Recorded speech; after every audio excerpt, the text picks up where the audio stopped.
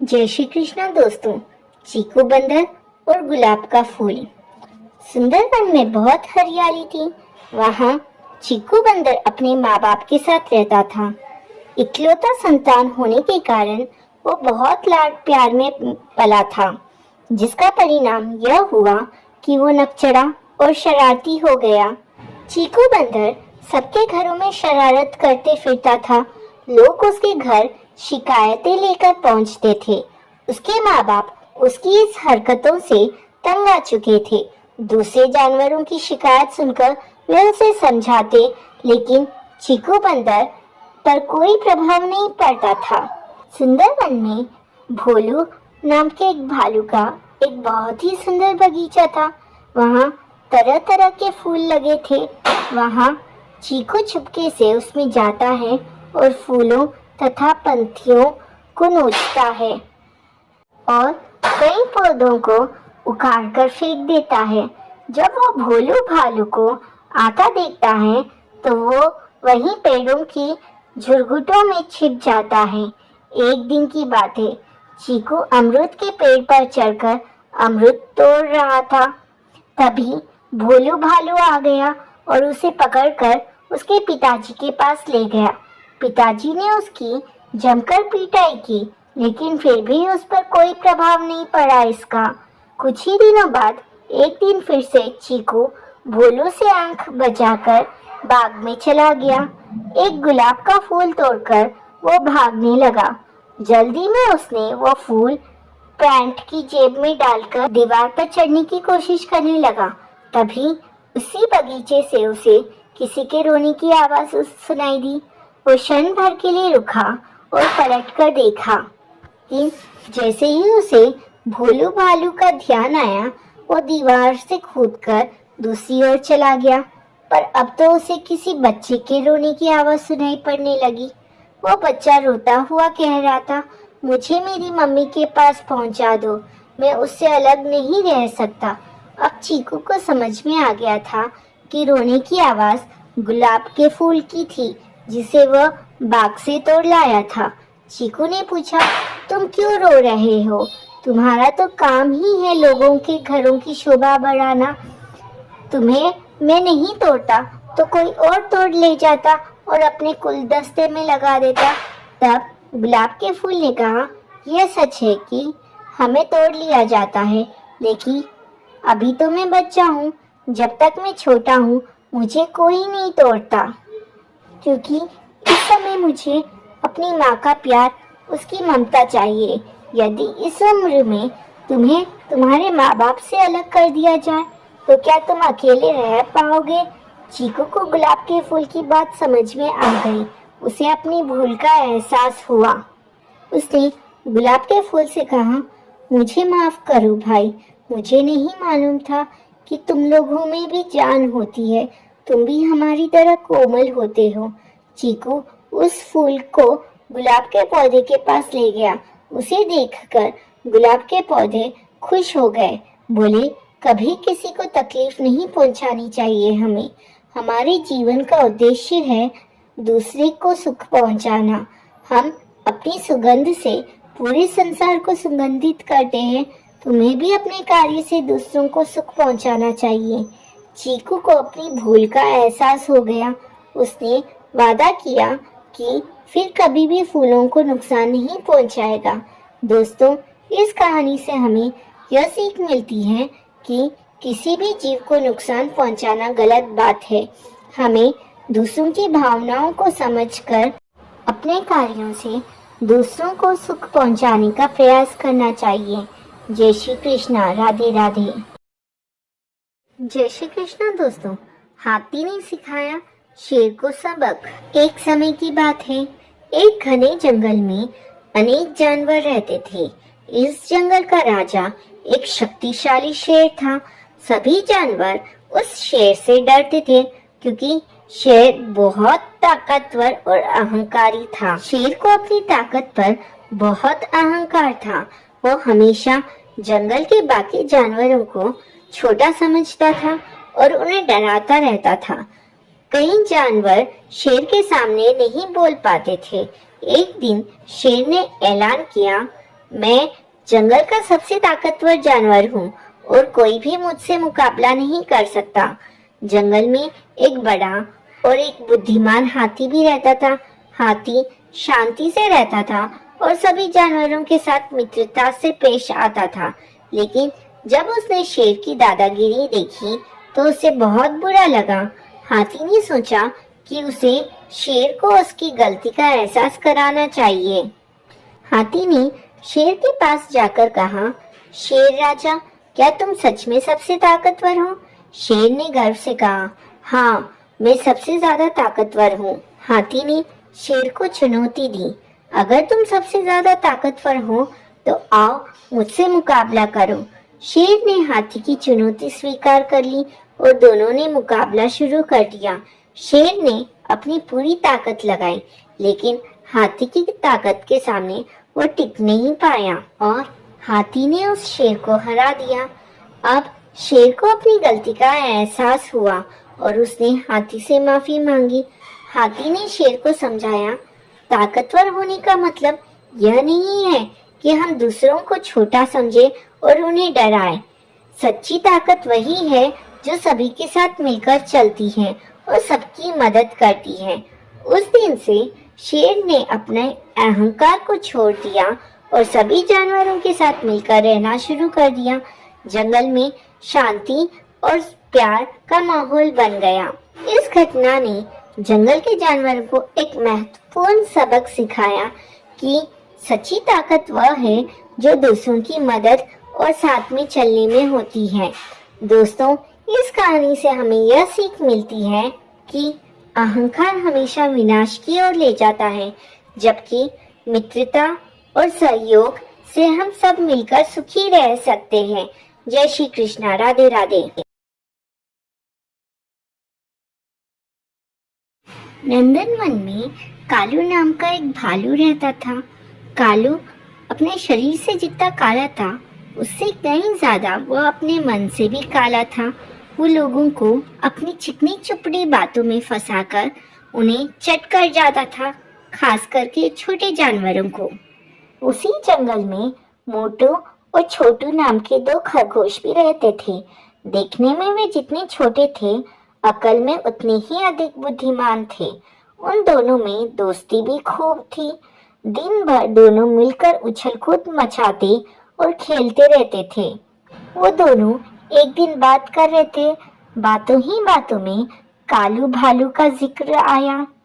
तब छोटू खरगोश ने कहा, सच में कालू भालू कितना बदमाश है। वो कितना मासूम लोगों का फायदा उठाकर उन्हें चट कर जाता है, खास करके छोटे जानवरों को। और जब हमें पता है कि वो ऐसा है, तो फिर भी हम क्यों उसकी चिकनी चुपड़ी बातों में आ जाते हैं। हमें उस कालू भालू को सबक सिखाना चाहिए। यह सुनकर मोटू खरगोश ने कहा, सच कहा तुमने, हम उसे सबक सिखाएंगे।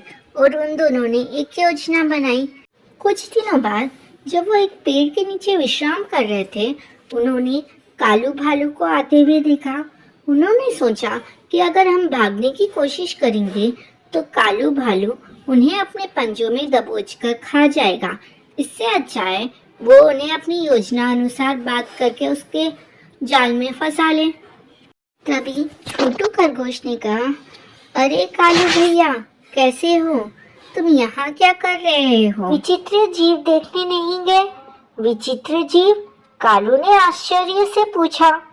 हाँ कालू भैया, विचित्र जीव, आपने उस बारे में नहीं सुना? तो ठीक है, हम बताते हैं। यहाँ बाजू जंगल के पास वाली गुफा में एक विचित्र जीव आया है। सभी जानवर उसे देखने गए हैं। वो जानवर बड़ा ही विचित्र है। उसका सिर शेर जैसा है और पूरा शरीर सांप जैसा है। सभी जानवर वहाँ उस विचित्र जीव को देखने जा रहे हैं। आप भी जाइए। लेकिन हाँ कालू भैया, उसका सिर शेर जैसा है, उसे देखकर डर मत जाना। यह सुनकर कालू भालू अकड़ते हुए बोला, उसका सिर ही शेर जैसा है, अगर असली शेर भी आ गया तो मैं उससे नहीं डरता, कहकर वो वहां से चल दिया। कालू भालू सारे रास्ते उस विचित्र जीव के बारे में ही सोचता रहा। वो छोटू और मोटू खरगोश की बातों में आ गया। उसे जरा सी भी भनक नहीं हुई कि छोटू और मोटू खरगोश उसे अपने जाल में फांस रहे हैं। वो उस विचित्र जीव को देखने के लिए जंगल के पास वाली गुफा की तरफ तेजी से दौड़ रहा था। छोटू और मोटू खरगोश भी कालू भालू का छुपकर से पीछा कर रहे थे। उन्होंने कालू भालू से झूठ कहा। दरअसल कुछ दिन पहले ही उस जंगल के पास वाली गुफा में एक शेर रहने आया था, जिस बात का पता कालू भालू को नहीं था। कालू भालू उस जंगल के पास वाली गुफा के पास पहुंचा और जैसे ही उसने अपना सिर डालकर देखा तो उसे शेर नजर आया। वो सोचने लगा कि वाकई इसका सिर तो शेर जैसा है, आगे चलकर देखूंगा तो उसका शरीर भी है ना सांप जैसा दिखेगा मुझे। ये सोचकर वो गुफा के अंदर चला गया। लेकिन कुछ देर बाद कालू भालू की बाहर निकलते हुए आवाज आने लगी। कालू भालू उस गुफा से किसी तरह अपनी जान बचाकर बाहर निकला और वो दौड़ते हुए जा रहा था। यह देखकर छोटू और मोटू खरगोश उस पर हंसे और कहने लगे, क्यों कालू भैया, अब आया ना मजा? आप कैसे हमेशा अपने स्वार्थ के लिए हम जैसे छोटे जानवरों को अपनी प्यारी प्यारी बातों में फंसाकर चट कर जाते थे। इसलिए हमने आपको सबक सिखाने के लिए ये सब किया है। कालू भालू के शरीर पर कई जगह चोट लगी थी। उसने छोटू और मोटू खरगोश से अपने किए के लिए माफी मांगी और कहा कि अगली बार से वो ऐसा नहीं करेगा, और वो धीरे धीरे लंगड़ता हुआ अपने घर की ओर चल दिया। इस तरह छोटू और मोटू खरगोश ने मिलकर कालू भालू को सबक सिखाया। बहुत साल पहले हिम्मत नाम के नगर में दो पक्के दोस्त धर्म बुद्धि और पाप बुद्धि रहा करते थे। एक दिन पाप बुद्धि के मन में ख्याल आया कि क्यों न दूसरे नगर जाकर कुछ पैसा कमाया जाए।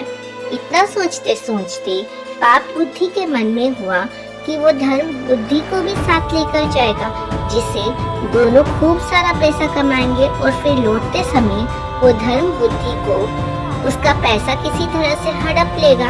अपनी चाल को पूरा करने के लिए उसने धर्म बुद्धि को दूसरे शहर जाने के लिए मना लिया। दोनों अपने नगर से खूब सारा सामान लेकर दूसरे शहर पहुंच गए। कुछ महीनों तक वहीं रहकर धर्म बुद्धि और पाप बुद्धि ने सामान को काफी अच्छी कीमत में बेचा। जब दोनों ने अच्छी खासी रकम इकट्ठा कर ली तो दोनों एक दिन अपने नगर की ओर लौटने लगे। पाप बुद्धि अपने दोस्त धर्म बुद्धि को जंगल के रास्ते से लेकर आया। रास्ते पर चलते चलते पाप बुद्धि ने धर्म बुद्धि से कहा, मित्र देखो, अगर हम अपने नगर इतना सारा धन लेकर जाते हैं तो समस्या हो सकती है। चोर इसे चुरा सकते हैं, लोग हमसे जलन का भाव रखने लगेंगे और कुछ उधार भी मांग लेंगे। ऐसे में बेहतर होगा कि हम आधा धन इसी जंगल में छिपा देते हैं। धर्म बुद्धि ने पाप बुद्धि की बातों पर यकीन करके धन को छुपाने के लिए हाँ कर दी। पाप बुद्धि ने गड्ढा खोदकर धन को जंगल में एक पेड़ के पास छिपा दिया। फिर कुछ दिनों बाद बिना अपने दोस्त को बताए पाप बुद्धि मौका देखकर अकेले सारा धन उस जंगल से लेकर आ गया। समय बीतता गया और एक दिन धर्म बुद्धि को पैसों की जरूरत पड़ी तो धर्म बुद्धि ने सीधे अपने मित्र पाप बुद्धि के पास गया और कहने लगा, मुझे पैसों की जरूरत है, जंगल से पैसे निकाल कर ले आते हैं। पाप बुद्धि राजी हो गया और दोनों ही जंगल की ओर निकल गए। जैसे ही धर्म बुद्धि ने गड्ढा खोदा तो उसने वहाँ पैसे ना देखकर चौंक गया। इतने में ही पाप बुद्धि ने शोर मचाना शुरू किया और धर्म बुद्धि पर चोरी का आरोप लगाया। हो हल्ला होने के बाद पाप बुद्धि न्यायालय पहुंचा। न्यायाधीश ने सारा मामला सुना तो सच्चाई का पता लगाने के लिए अपनी दिव्य शक्ति से परीक्षा लेने का निर्णय लिया। इसके बाद न्यायाधीश ने दोनों को आग में हाथ डालने का आदेश दिया। चतुर पाप बुद्धि ने कहा, अग्नि में हाथ डालने की कोई जरूरत नहीं है। खुद वन देवी मेरी सच्चाई की गवाही देंगे। न्यायाधीश ने उसकी बात मान ली। धूर्त पाप बुद्धि पास के ही एक सूखे पेड़ में छिप गया। जैसे ही न्यायाधीश ने वन देवता से पूछा कि आखिर धन की चोरी किसने की, तो जंगल से आवाज आई, धर्म बुद्धि ने चोरी की है। इतना सुनते ही धर्म बुद्धि ने जिस पेड़ की तरफ से आवाज आई उसी पेड़ को आग के हवाले कर दिया। आग लगते ही पेड़ से चिल्लाते हुए पाप बुद्धि बाहर निकला और झुलसी हालत में सारा सच बयां कर दिया। सच्चाई का पता चलते ही न्यायाधीश ने पाप बुद्धि को फांसी की सजा सुना दी और धर्म बुद्धि को उसके पैसे दिलवा दिए। दोस्तों, इस कहानी से हमें यह सीख मिलती है, दूसरों के लिए बुरा सोचने वाले के साथ बुरा ही होता है। किसी जंगल में एक बरगद के पेड़ पर कबूतरों का एक झुंड रहता था। कबूतरों के उस झुंड का राजा बहुत ही चतुर और बुद्धिमान था। एक दिन कबूतर भोजन की तलाश में उड़ रहे थे। उन्हें जमीन पर ढेर सारे दाने बिखरे हुए दिखाई दिए। सभी कबूतर दाना चुगने के लिए जमीन पर उतर गए, लेकिन वहां तो बहेलिया ने जाल बिछाया था। सारे कबूतर उस शिकारी द्वारा बिछाए गए जाल में फंस गए। जाल में फंसने के बाद कबूतर बहुत उदास हो गए, क्योंकि वे जानते थे कि उनका अंत निकट था। कबूतरों के राजा ने उन्हें हिम्मत न हारने की सलाह दी। उसने कहा कि यदि वे एकजुट होकर जोर लगाएं तो वे जाल को लेकर उड़ सकते हैं। वह एक बुद्धिमान कबूतर था जिसे एकता की शक्ति का पता था। सभी कबूतरों ने एक साथ जोर लगाया और जाल को लेकर उड़ गए। बेचारा शिकारी कबूतरों को जाते देखकर हाथ मलता रह गया। काफी देर उड़ने के बाद वे ऐसी जगह पर पहुंचे जहां पर कबूतरों के राजा का एक पुराना दोस्त रहता था। वो एक चूहा था। कबूतर ने अपने दोस्त को आवाज लगाई और वह बिल से बाहर निकला। जब उसने सारी बात सुनी तो उसने अपने साथी चूहों को बुलाया। सभी चूहों ने जाल को काटना शुरू किया और कबूतरों को आज़ाद करवाया। दोस्तों, इस कहानी से हमें यह शिक्षा मिलती है कि एकता में बल होता है और हमें विपरीत परिस्थिति में भी हिम्मत नहीं हारना चाहिए। बहुत समय पहले की बात है। किसी गांव में एक धोबी रहा करता था। उसके पास एक गधा था जिसका नाम मोती था। चूंकि धोबी स्वभाव से बहुत कंजूस था, इसलिए वह अपने गधे को जानबूझकर चारा पानी नहीं देता था और उसे चरने के लिए बाहर भेज दिया करता था। इस कारण गधा बहुत ही कमज़ोर हो गया था। जब एक दिन धोबी ने उसे घास चरने के लिए छोड़ा तो वह चरते चरते कहीं दूर जंगल में निकल गया।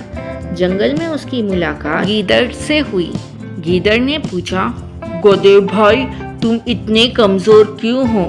तो गधे ने जवाब दिया, मुझसे दिन भर काम करवाया जाता है और मुझे कुछ खाने के लिए भी नहीं दिया जाता। यही वजह है कि मुझे इधर उधर भटक भटक कर अपना पेट भरना पड़ता है। इस कारण मैं बहुत कमज़ोर हो गया हूँ।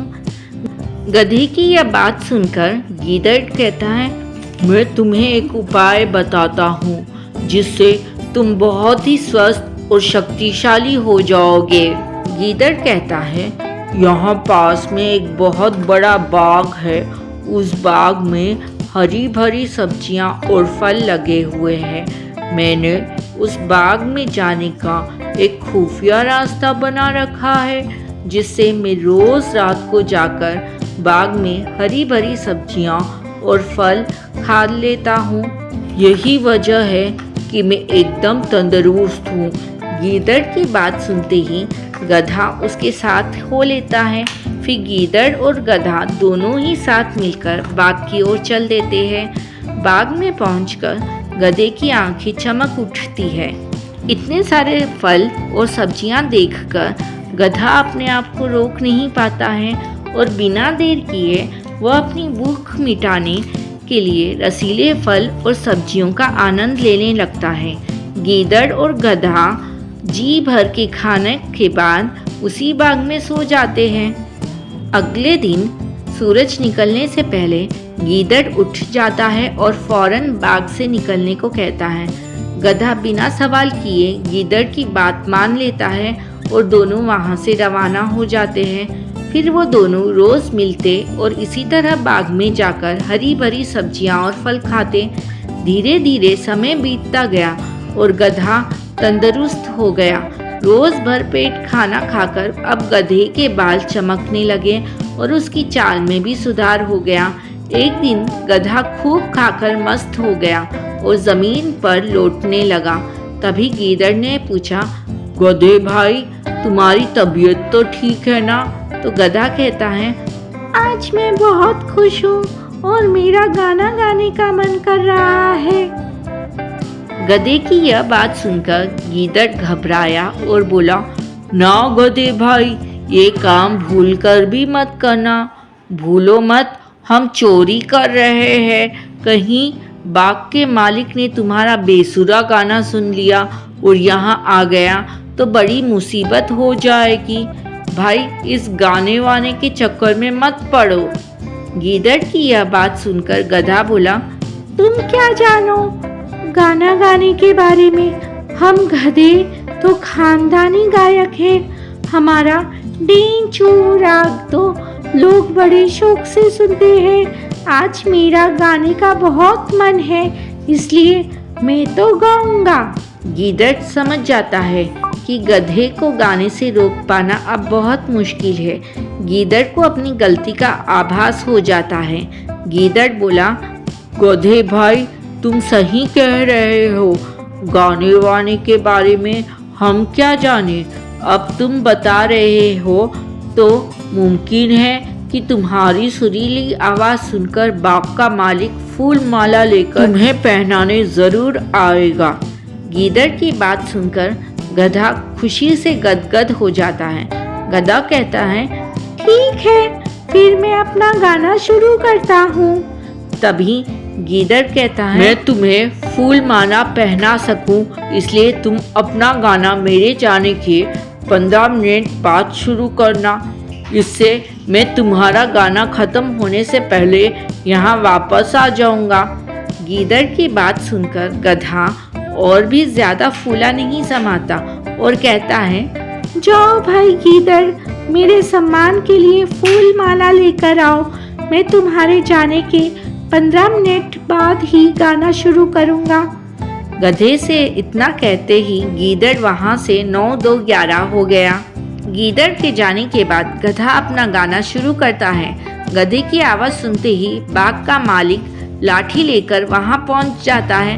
वहां गधे को देख बाग का मालिक कहता है, अब समझ में आया कि तू ही है जो मेरे बाग को रोज चर के चला जाता है।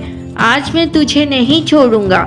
इतना कहते ही बाग का मालिक लाठी से गधे की खूब जमकर पिटाई करता है। बाग का मालिक की पिटाई से गधा अधमरा हो जाता है और बेहोश होकर जमीन पर गिर जाता है। दोस्तों, संगीत में गधा कहानी से हमें यह सीख मिलती है कि अगर कोई हमारी भलाई के लिए कुछ बात समझाता है तो उसे मान लेना चाहिए। कभी कभी हालात ऐसे हो जाते हैं कि दूसरों की बात ना मानने से हम मुसीबत में पड़ सकते हैं। शिकारी का ऐलान। सालों पहले एक घने से जंगल में कुछ जानवर रहा करते थे। उनमें से एक शेर था और उसकी सेवा में हरदम लोमड़ी, भेड़िया, चीता और चील रहते थे। लोमड़ी को शेर ने अपनी सेक्रेटरी, चीता को अपना अंगरक्षक और भेड़िया को अपना गृहमंत्री बना रखा था। इनके अलावा चीता दूर दूर की सारी खबरें लाकर शेर को देता था, यानी कि वो खबरी का काम करता था। इन चारों को भले ही शेर ने अच्छे अच्छे पद पे रखा था, लेकिन दूसरे जानवर इन्हें चापलूस मंडली कहते थे। सबको पता था कि चारों कोई काम करे चाहे ना करे, लेकिन शेर की चापलूसी खूब अच्छे से करते हैं। रोजाना चारों जानवर शेर की बड़ाई में कुछ शब्द कह देते थे जिससे वो खुश हो जाता था। इन सबके चलते जैसे ही शेर शिकार करता था तो अपना पेट भरने तक खाने के बाद वो अपने चारों खास पद में बैठे जानवरों को बाकी का हिस्सा दे देता था। इसी तरह लोमड़ी, भेड़िया, चील और चीता की जिंदगी बड़े ही आराम से कट रही थी। एक दिन खबरी चील ने अपने चापलूस दोस्तों को आकर बताया कि काफ़ी देर से सड़क के पास से ही एक ऊंट बैठा हुआ है। भेड़िए ने सुनते ही पूछा कि क्या वो अपने काफिले वालों से बिछड़ गया है। चीते ने इस सवाल को सुनते ही कहा कि चाहे जो भी हो, हम उसका शिकार करना चाहते हैं। शेर से उसका शिकार करवा देते हैं, उसके बाद कई दिनों तक आराम से उसे खाएंगे। इस बात को सहमति देते हुए लोमड़ी ने कहा कि ठीक है, मैं जाकर राजा से ये बात करती हूँ। इतना कहकर सीधे लोमड़ी शेर के पास पहुंची और बड़े ही प्यार से बोली, महाराज, हमारा दूत खबर लेकर आया है कि एक ऊंट हमारे इलाके में आकर सड़क के किनारे में बैठा हुआ है। मुझे किसी ने बताया था कि मनुष्य जिन जानवरों को पालते हैं उनका स्वाद काफ़ी अच्छा होता है, एकदम राजाओं के खाने के लायक। अगर आप कहें तो मैं यह एक ऐलान करवा दूं कि वह ऊंट आपका शिकार है। लोमड़ी की अच्छी बातों में आकर शेर ने कहा, ठीक है। इतना कहते ही वो उस जगह पर पहुंच गया जहाँ ऊंट बैठा हुआ था। शेर ने देखा कि वो ऊंट काफ़ी कमज़ोर है और उसकी आंखें भी काफ़ी पीली हो चुकी है। उसकी ऐसी हालत शेर से देखी नहीं गई। उसने ऊंट से पूछा कि दोस्त, तुम्हारी ऐसी हालत कैसे हो गई? ऊंट ने कराते हुए जवाब दिया, जंगल के राजा, आपको नहीं पता क्या कि इस सारे संसार में इंसान कितने दयाहीन होते हैं। सारी उम्र मुझसे एक व्यापारी ने माल डुलाया। अब मैं बीमार हो गया तो उसने मुझे अकेले मरने के लिए इस जंगल में छोड़ दिया। उसने सोचा कि मैं उसके किसी काम का नहीं रहा, इसी वजह से अब वो मुझे अपने साथ नहीं रख रहा है और ना ही मेरा इलाज करवा रहा है। अब आप ही मेरा शिकार कर दीजिए ताकि मुझे इस दर्द से मुक्ति मिल जाए।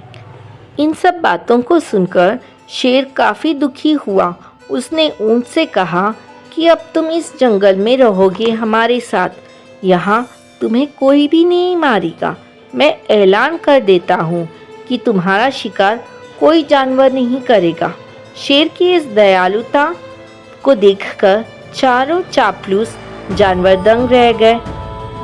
धीमी आवाज में भेड़िए ने कहा कि कोई नहीं, बाद में इसे किसी तरह से मरवा देंगे। अभी जंगल के राजा का आदेश मान लेते हैं। ऊंट अब उसी जंगल में आराम से रह रहा था। अच्छे से हरी घास खाते खाते ऊंट एक दिन बिल्कुल स्वस्थ हो गया।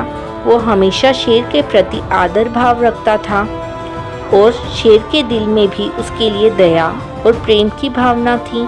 अब शेर की शाही सवारी भी स्वस्थ ऊंट निकालता था। वो शेर के चारों खास पद अधिकारी जानवरों को अपनी पीठ पर बैठाकर चलाता था। एक दिन चापलूस जानवरों ने जंगल के राजा शेर को हाथी का शिकार करने के लिए कहा। राजा भी मान गया, लेकिन वो हाथी पागल था। उसने शेर को बुरी तरह से पटक दिया। किसी तरह से शेर पागल हाथी से बच तो गया, लेकिन उसे काफ़ी चोट लग गई। अब बीमार शेर बिना शिकार किए किसी तरह से अपनी ज़िंदगी जीने लगा। उसके सेवक भी भूखे थे। उनके मन में हुआ कि आखिर ऐसा क्या करे कि कुछ खाने को मिल जाए। फिर उनका ध्यान हट्टे कट्टे हो चुके ऊंट पर गया। सबने मिलकर एक तरकीब सोची और राजा के पास चले गए। सबसे पहले भेड़िए ने कहा कि महाराज, आप कितने दिनों तक भूखे रहेंगे? मेरा शिकार करके मुझे खा लीजिए, आपकी भूख मर जाएगी। फिर चील कहने लगी कि राजा साहब, भेड़िए का मांस खाने लायक नहीं होता है, आप मुझे खा लीजिए। चील को पीछे फेंकते हुए लोमड़ी बोली, तुम्हारा मांस इनके दांतों में ही लगकर रह जाएगा, आप इसे छोड़िए, मुझे खा लीजिए महाराज। एकदम से तब चीता ने फिर से बोला कि इसके शरीर में आपको सिर्फ बाल ही मिलेंगे, आप मुझे खाकर अपनी भूख मिटा लीजिए महाराज। ये सब उन चापलूस जानवरों का नाटक था जिसे ऊंट नहीं समझ पाया। उसने भी एकदम से कहा कि महाराज, मेरी जिंदगी तो आपकी ही दी हुई है। आप इस तरह से भूखे क्यों रहेंगे? आप मुझे मारकर खा लीजिए।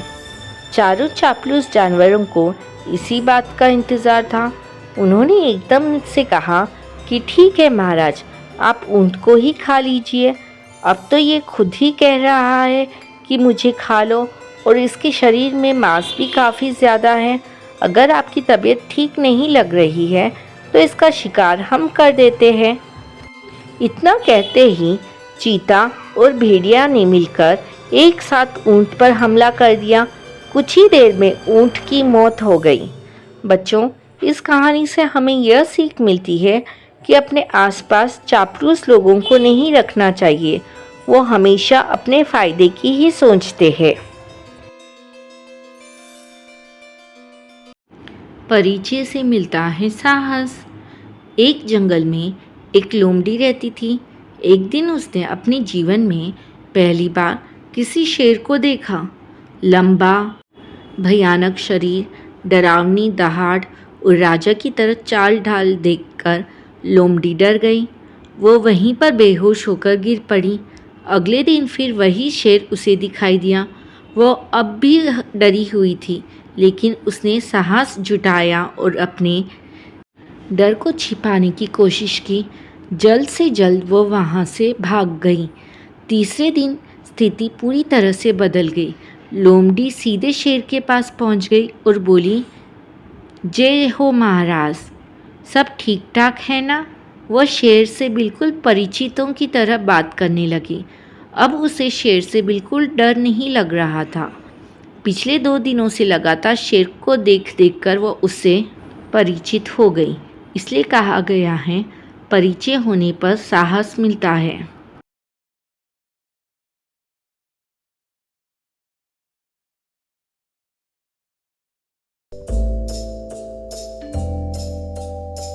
शाम नाम के जंगल में सालों पहले एक शेर रहता था। वह शेर काफ़ी चालाक था। इसे हर एक जानवर से दोस्ती करके उसका फ़ायदा उठाने में खूब मज़ा आता था। शेर सबसे पहले अपना काम करवाने के बाद दूसरों की ज़रूरत पड़ने पर पीठ दिखा देता था। जंगल में सभी जानवरों को पता चल चुका था कि शेर सबसे दोस्ती करके अपना मतलब निकाल लेता था और फिर दूसरों की मदद नहीं करता था। अब सभी लोग उस शेर से दूर रहने लगे थे। जंगल में दोस्तों की तलाश में घूमते घूमते बहुत समय बीत गया, लेकिन शेर को कोई नहीं मिला। एक दिन वो जब अपनी गुफा में जा रहा था तो उसने देखा कि एक बूढ़ा भालू भी उसकी गुफा के पास घर बनाकर रह रहा है। उसके मन में हुआ कि इस बार भालू से दोस्ती करके इसका फ़ायदा उठाने में बड़ा मज़ा आएगा। रोज़ शेर यही सोचता था कि किसी तरह भालू से बात हो जाए। 2-3 दिन बीत गए, लेकिन उसे भालू से बात करने का कोई बहाना नहीं मिला। एक दिन उसने देखा कि भालू तो बूढ़ा है। उसके मन में हुआ कि यह बूढ़ा भालू मेरे क्या काम आएगा, इससे दोस्ती करने का कोई फ़ायदा नहीं है। एक दिन शेर ने भालू को चिड़िया से बात करते हुए सुना। चिड़िया भालू से पूछ रही थी, आप इतने बूढ़े हो गए हो तो अपने लिए खाना कैसे जुटाते हो? भालू ने चिड़िया को बताया, पहले तो मैं मछली पकड़कर खा लेता था, लेकिन अब मैं ऐसा नहीं कर पाता। इसका मतलब ये नहीं है कि मैं भूखा रहता हूँ। मैं अब शहद खाता हूँ, उसका स्वाद बहुत अच्छा है। इसके लिए मुझे अंदर घने जंगल में जाना होता है और मधुमक्खियों से शहद लेकर आना पड़ता है। यह सारी बातें सुनने के बाद शेर के मन में हुआ कि मैंने भी कभी शहद नहीं चखा है। अब इस भालू से दोस्ती करके मैं शहद का स्वाद चख सकता हूँ। इसी सोच के साथ शेर ने एक योजना बनाई। उस योजना के तहत शेर भालू के पास गया और कहने लगा, आपने मुझे पहचाना? आप जब जवान थे तो आपने मुझे एक दिन कुछ मछलियाँ तालाब से निकाल कर खिलाई थी। आपने मेरी इस तरह बहुत बार मदद की है। मैं हर बार खो जाता था और आपसे ही टकराता था। भालू को कुछ याद नहीं आ रहा था। उसने सोचा कि इतने सालों पुरानी बात है, हो सकता है कभी इसकी मैंने मदद की हो। भालू सोच ही रहा था कि तब तक शेर ने कहा, अच्छा मैं चलता हूँ, कभी कोई ज़रूरत हो तो मुझे याद करना। इतना कहकर शेर अपनी गुफा की ओर चला गया। भालू भी अपने घर चला गया, लेकिन उसके दिमाग में शेर की बातें घूम रही थी। उसने सोचा, चलो कोई तो है जिससे बातें कर सकता हूँ। अगले दिन शेर ने भालू से बातचीत शुरू करी। इसी तरह शेर धीरे धीरे भालू से दोस्ती करने लगा। एक दिन शेर ने भालू को अपने घर खाने पर बुलाया। इधर भालू खाने का निमंत्रण मिलने से बड़ा खुश हुआ था। उधर शेर ने सोच लिया था कि किसी तरह से वो भालू को रात को खाने नहीं देगा। उसके मन में था कि मैं अपना खाना किसी को क्यों खाने दूं? मैं एक ही थाली में खाना लाऊंगा और उसे जल्दी ख़त्म कर दूंगा। रात के समय जब भालू आया तो शेर ने ऐसा ही किया। वो एक थाली में खाना लेकर आया। दोनों साथ में खाने के लिए बैठे। भालू बूढ़ा था तो वो आराम से खाना शुरू करने लगा। तभी शेर ने तेज़ी से खाना शुरू किया और कुछ ही समय में खाना खत्म कर दिया। भालू बहुत निराश हुआ। शेर ने कहा, दोस्त, मैं ऐसे ही खाना खाता हूँ। दुखी मन से भालू वापस अपने घर चला गया। अगले दिन चिड़िया ने भालू से पूछा, क्या हुआ? तुम इतने दुखी क्यों हो? भालू ने रात को शेर के घर में हुई सारी बातें बता दी। चिड़िया ने हंसते हुए पूछा, तुम्हें नहीं पता शेर कैसा है? वो हमेशा सबसे दोस्ती करता है और फिर उनका फ़ायदा उठाकर चला जाता है। वो कभी किसी की मदद नहीं करता। अब तुम्हें किसी तरकीब से उसे सबक सिखाना चाहिए। इतना कहकर चिड़िया वहाँ से उड़ गई। भालू ने भी ठान ली कि वो अब शेर को सबक ज़रूर सिखाएगा। इसी सोच के साथ भालू एक बार फिर शेर की गुफा में गया। उसने बिल्कुल सामान्य तरीके से उससे बात की। उसने शेर को लगने ही नहीं दिया कि उसे रात की बात का बुरा लगा है। दोनों बातें करने लगे। बातों ही बातों में शेर ने भालू से पूछा, दोस्त, तुम अपना रोज़ का खाना कहाँ से लाते हो? भालू ने शेर को शहद के बारे में बता दिया। शेर ने शहद का नाम सुनते ही कहा, दोस्त, तुमने तो आज तक मुझे शहद चखाया ही नहीं है। यही बात सुनते ही भालू के मन में हुआ, अब शेर को सबक सिखाने का मौका मिल गया है। उसने कहा, तुम्हें शहद खाना है? इतनी सी बात, तुम रात को मेरे घर खाने पर आ जाना, मैं तुम्हें शहद खिला दूंगा। शेर बड़ा खुश हुआ। वो रात होने का बेताबी से इंतज़ार करने लगा। रात होते ही शेर तेज़ी से भालू की गुफा की तरफ बढ़ा। शेर के आते ही भालू ने उसका स्वागत किया और बैठने के लिए कहा। उसके बाद भालू ने अपने घर का दरवाज़ा बंद कर दिया। तब शेर ने पूछा, तुम दरवाज़ा क्यों बंद कर रहे हो? भालू ने कहा, अगर शहद की खुशबू किसी और ने सूंघ ली तो वो यहाँ आ जाएगा, इसलिए दरवाज़ा बंद करना ज़रूरी है। अब भालू ने मधुमक्खी का एक छत्ता लाकर शेर के सामने रख दिया और कहा, इसी के अंदर शहद है। जैसे ही शेर ने उसके अंदर मुंह डाला तो उसे मधुमक्खियों ने काटना शुरू कर दिया। उसके पूरे चेहरे पर सूजन हो गई। शेर जिस ओर भी भागता, मधुमक्खियां उसका उधर पीछा करती। आखिर में शेर ने भालू से पूछा, तुमने मुझे बताया क्यों नहीं कि शहद कैसे खाना है? भालू ने तमतमाते हुए जवाब दिया, मैं शहद ऐसे ही खाता हूँ। शेर समझ गया कि भालू ने उससे बदला लिया है, इसलिए वो वहाँ से चुपचाप चला गया। दोस्तों, शेर और भालू की कहानी से हमें यह सीख मिलती है कि अगर किसी से मदद लो तो उसकी मदद ज़रूर करो।